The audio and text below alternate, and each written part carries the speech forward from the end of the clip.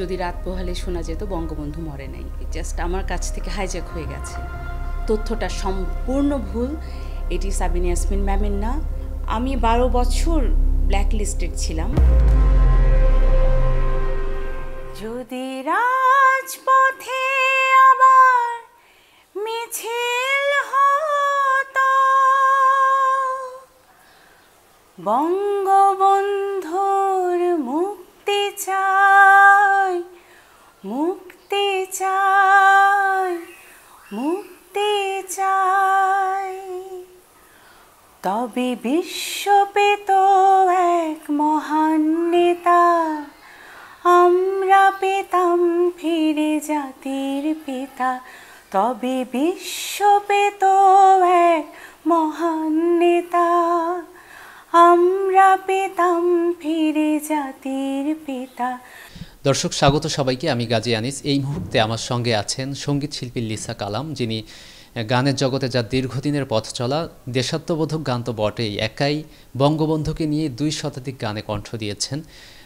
এবং তার একটি আফসোস কিন্তু আছে, বঙ্গবন্ধুকে নিয়ে গাওয়া জনপ্রিয় একটি গান হাতছাড়া হয়ে গেছে বলে তার অভিযোগ। আমরা সেই শিল্পীর সাথে কথা বলবো, কি তার সেই অভিযোগ এবং এটি নিয়ে তিনি কি ভাবছেন। কেমন আছেন? আলহামদুলিল্লাহ, আমি ভালো আছি। আপনি ভালো আছেন? আপনার জনপ্রিয় একটি গান হাতছাড়া হয়ে গেছে, আমরা যেটা শুনেছি, এ নিয়ে আপনার বক্তব্য কি? সেই গানটি কি এবং কিভাবে হাতছাড়া হলো? আসলে কথাটা আমি হাতছাড়া বলতে চাই না, এই কথাটা মনে হয় হাইজ্যাক হবে, যে জাস্ট আমার কাছ থেকে হাইজ্যাক হয়ে গেছে। এই গানটি হলো যদি রাত পোহালে শোনা যেত বঙ্গবন্ধু মরে নাই। এটা একটা হিস্ট্রি আছে। এটার হিস্ট্রিটা হলো যে আসলে বাংলাদেশের ইতিহাস তো সবসময় বিকৃত হচ্ছে। আমরা নিজেরাই আমরা মিথ্যা তথ্য, মিথ্যা ইতিহাস শুনে বড় হয়েছি। তেমনি আমার মনে হচ্ছে যে এখনকার প্রজন্ম বা আমাদের পরের প্রজন্ম এই গানটিকে নিয়ে কিছু মিথ্যা তথ্য আসলে আমরাই হয়তো বা দিয়ে যাচ্ছি। যে এখনকার প্রজন্মরা জানে যে এই গানটি শ্রদ্ধেয়, আমি খুব শ্রদ্ধার সাথে বলছি, সাবিনা ইয়াসমিন ম্যামের।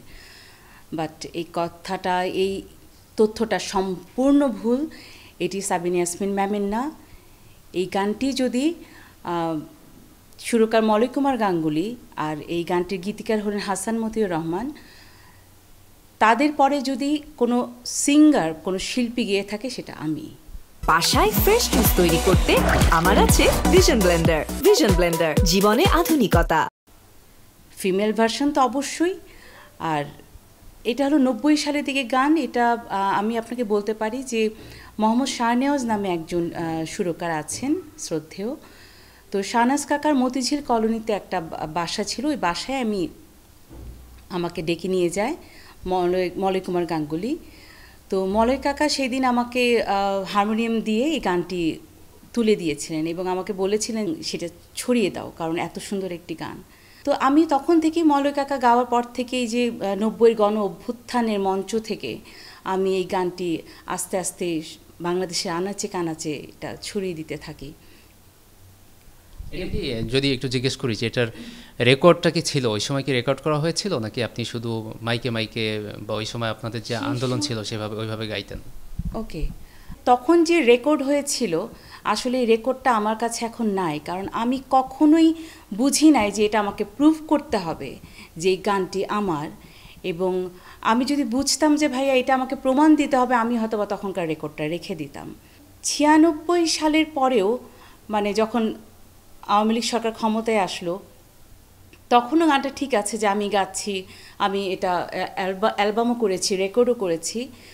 2008-এর দিকে তখন হঠাৎ করে একদিন একটা পত্রিকাতে দেখলাম যে যদি রাত পোহালে শোনা যেত গানটি শ্রদ্ধেয় সাবিনা ইয়াসমিনের গান। তখন আমি ভাইয়া এটার তীব্র প্রতিবাদ জানাই এবং জানিয়ে আমি একটা প্রেস লিস্ট দিই যে এটা মোটেও ম্যামের না, এই গানটা আমার গাওয়া।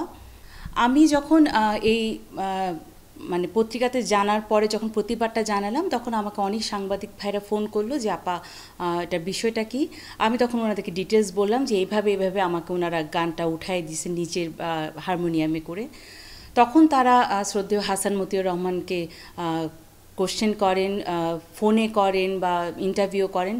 উনি তখন স্বীকার করেছেন যে হ্যাঁ, এটা যদি মলয় কুমার গাঙ্গুলি তো এটার সুরকার, ওনার পরে যদি কোনো শিল্পী এই গানটি গেয়ে থাকে তো লিসা কালাম গেয়েছে, এবং ওর মাধ্যমেই এটা জননেত্রী শেখ হাসিনা মাননীয় প্রধানমন্ত্রী প্রথম শুনেছেন, এবং বাংলাদেশের জনগণ যে জানে লিসার মাধ্যমেই জানে, এটা ওনারা স্বীকার করেছেন।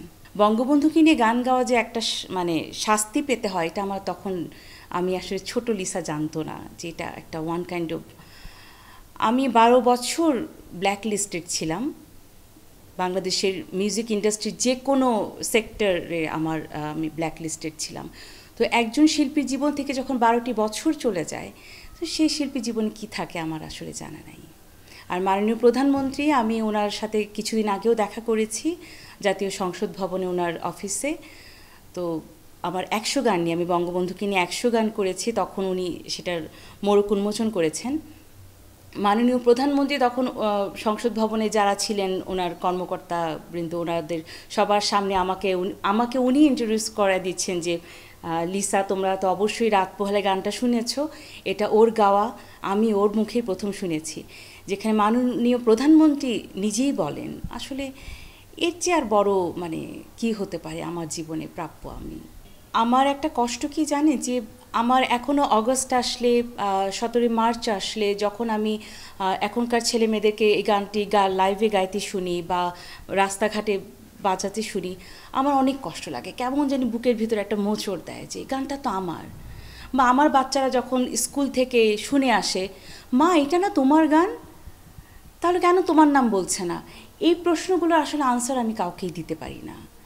আমি অবশ্যই এই গানটার সাথে যারা সংশ্লিষ্ট দুজন আছেন, আমি অবশ্যই তাদেরকে বলবো যে আমি তো তাদের মানে সন্তান তুল্য, কেন তারা আমাকে ক্রেডিটটা দিলেন না, আমার আসলে ভাই কিছু বলার নাই। মানে তবে বিশ্ব পেত এক মহান নেতা, আমরা পেতাম ফিরে জাতির পিতা, যদি রাত পোহালে শোনা যেত বঙ্গ